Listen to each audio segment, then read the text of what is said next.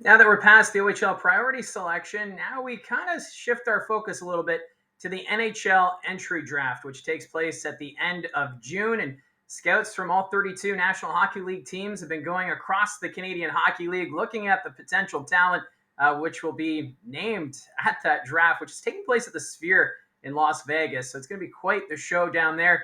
But they've released their final NHL Central Scouting ranking, and they had 149 CHL players listed, and out of the 149, 50 come from the Ontario Hockey League. So let's go over the names that are in the projected first round area from the Ontario Hockey League, and it starts off with Zane Parekh from the Saginaw Spirit.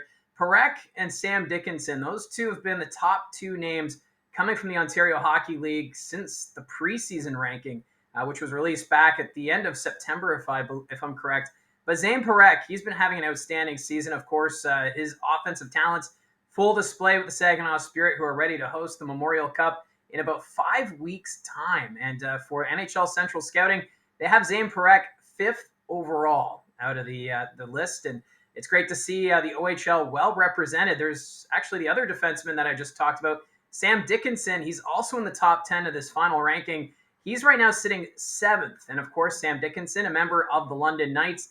And he's also having a pretty good run with that Knights team in the playoffs. They actually play game 3 tonight at the time of recording down in Kitchener. So Sam Dickinson, the second highest ranked player from the Ontario Hockey League. No surprise there. As I mentioned, Parekh and Dickinson, they've just been going back and forth all season long on the NHL Central Scouting list.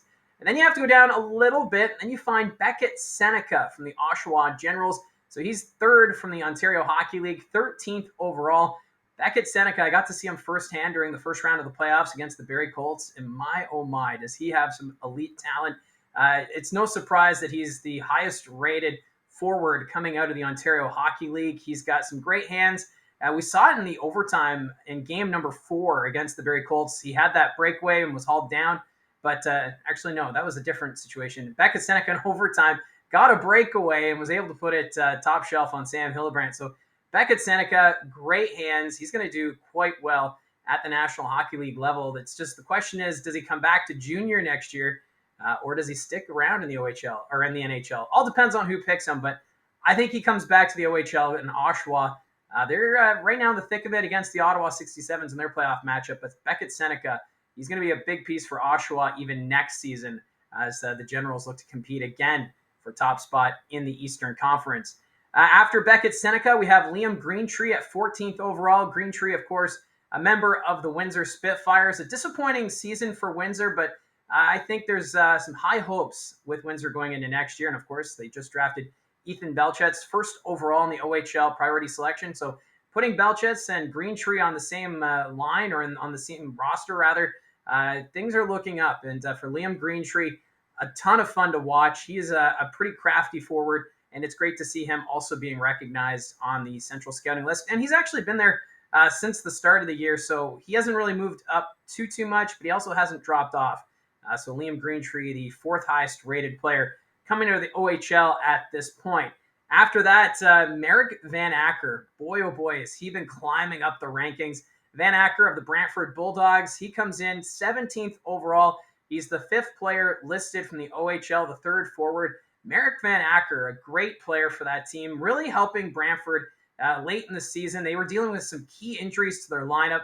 Nick Lardis was out. You also had Thomas Homera out, Cedric Okatundu.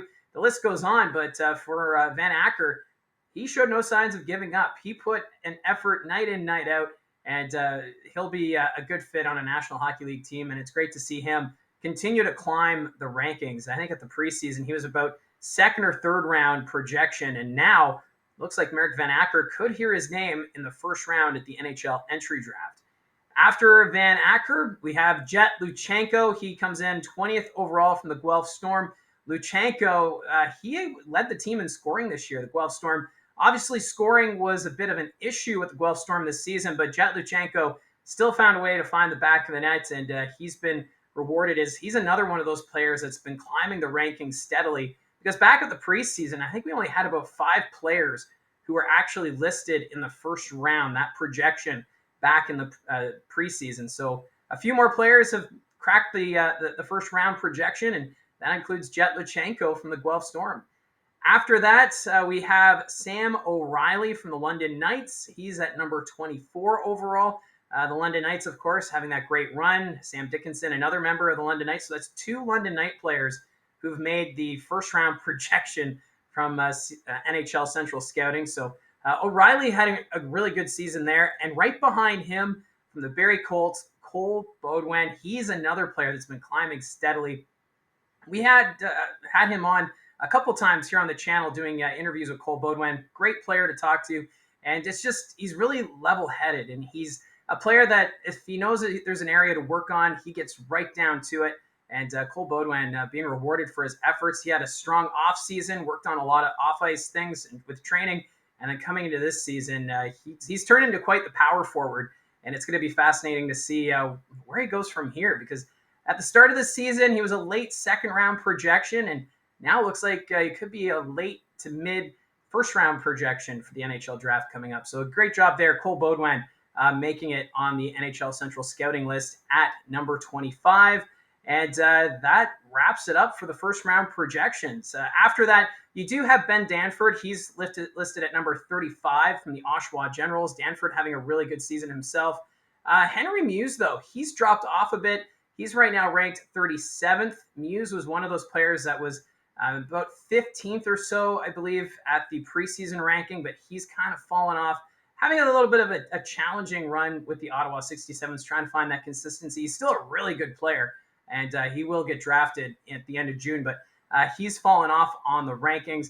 And then after that, from Kingston, we have Jacob Battaglia. Sarnias, you've got Lukasz Fischer. He had a really good season with the Sting. Luca Morelli, he's at number 46. Ethan Precision, 48. And I could keep going on and on because there are 50 players listed from the Ontario Hockey League. But that's how the NHL Central Scouting list looks as of today. It was just posted this morning. And I just wanted to go over some of the names that we could hear in June's NHL entry draft. And I'm also looking to have somebody come on the channel, do an interview to talk about some of these prospects heading into the NHL entry draft. I won't say who it is that we're interviewing at this point. Got to keep some surprises and have you have a reason to hit subscribe on this channel. And again, this is how I see it from the booth. Don't forget to hit like and subscribe. And comment down below your thoughts on any of these prospects as we gear up for the NHL entry draft at the end of June. Thanks again for tuning in. Don't forget to like and subscribe. We'll talk to you again soon.